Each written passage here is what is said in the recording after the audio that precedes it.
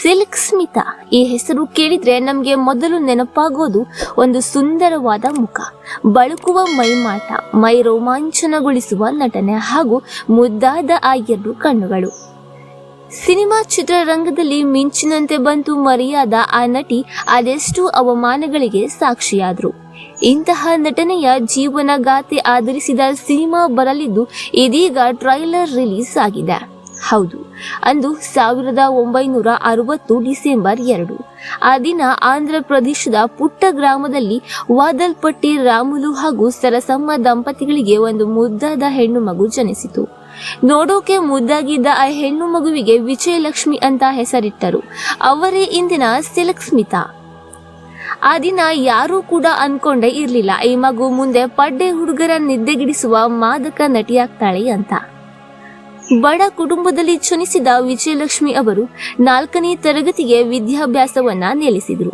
ಬಳಿಕ ಅವರ ಚಿಕ್ಕಮ್ಮನ ಜೊತೆಗೆ ಮದ್ರಾಸ್ಗೆ ಬಂದು ಅಲ್ಲಿಂದಲೇ ಅವರ ನಟನಾ ಬದುಕಲು ಆರಂಭವಾಗಿತ್ತು. ನಟನೆಯಲ್ಲಿ ತನ್ನ ವೃತ್ತಿ ಜೀವನವನ್ನ ಆರಂಭಿಸಿ ಸಾಕಷ್ಟು ಏಳು ಬೀಳುಗಳನ್ನ ಕಂಡ ನಂತರ 1970ರಲ್ಲಿ ತಮಿಳು ನಾ ವಂದಿ ಚಕ್ರಂ ಸಿನಿಮಾದಲ್ಲಿ ಪಾತ್ರವನ್ನ ನಿರ್ವಹಿಸಿ ಸಿಲ್ಕ್ ಸ್ಮಿತಾ ಎಂದು ಹೆಸರನ್ನ ಪಡೆದುಕೊಂಡ್ರು. ತನ್ನ ವೃತ್ತಿ ಬದುಕಿನಲ್ಲಿ 450ಕ್ಕೂ ಹೆಚ್ಚು ಸಿನಿಮಾಗಳಲ್ಲಿ ನಟಿಸಿ ಐಟಂ ಕ್ವೀನ್ ಆಗಿ ಹೆಸರನ್ನ ಪಡೆದುಕೊಂಡ್ರು. ಮೊದಲು ತಮಿಳಿನಲ್ಲಿ ನಟನೆ ಆರಂಭ ಮಾಡಿದ ಈ ಮಾದಕ ಚೆಲುವೆ ನಂತರದ ದಿನಗಳಲ್ಲಿ ಕನ್ನಡ, ಮಲಯಾಳಂ, ಹಿಂದಿ, ತೆಲುಗಿನಲ್ಲಿ ಕುಣಿಯುತ್ತಾ, ರಂಜಿಸುತ್ತಾ ಹಾಗೆ ನಟಿಸುತ್ತಾ ಸಿನಿ ರಸಿಕರ ಮನದಲ್ಲಿ ಮರೆಯಲಾಗದಂತಹ ಸೌಂದರ್ಯದ ಸಿರಿಯಾಗಿ ಬೆಳೆದು ನಿಂತರು. ಅವುಗಳಲ್ಲಿ ಹಳ್ಳಿ ಮೇಷ್ಟ್ರು, ರಂಗ, ಆಜಾದ್ ಕಾ ದಾದಾ, ಇನ್ನು ಅದೆಷ್ಟೋ ಸಿನಿಮಾಗಳಲ್ಲಿ ನಟಿಸುವುದರೊಂದಿಗೆ ಪಡ್ಡೆ ಹುಡುಗರನ್ನ ಚಿತ್ರಮಂದಿರಕ್ಕೆ ನುಗ್ಗುವಂತೆ ಮಾಡಿದ್ರು.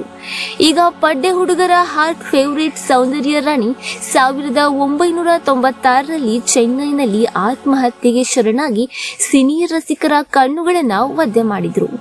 ಈಗಾಗಲೇ ಸಿಲ್ಕ್ ಸ್ಮಿತಾ ಅವರ ಸಾವಿನ ಬಗ್ಗೆ ಹಲವು ಅನುಮಾನಗಳು ಇರುವಾಗಲೇ ಅವರ ಬಯೋಗ್ರಾಫಿಕ್ ಟ್ರೈಲರ್ ರಿಲೀಸ್ ಆಗಿದ್ದು ಸಿನಿ ಪ್ರೇಕ್ಷಕರಿಗೆ ಕುತೂಹಲವನ್ನ ಮೂಡಿಸಿದೆ. ಇನ್ನು ಈ ಫಿಲ್ಮ್ ಬಂದ ನಂತರ ಅದೆಷ್ಟು ಮೋಡಿ ಮಾಡಲಿದೆ ಎಂದು ಕಾದು ನೋಡಬೇಕಿದೆ.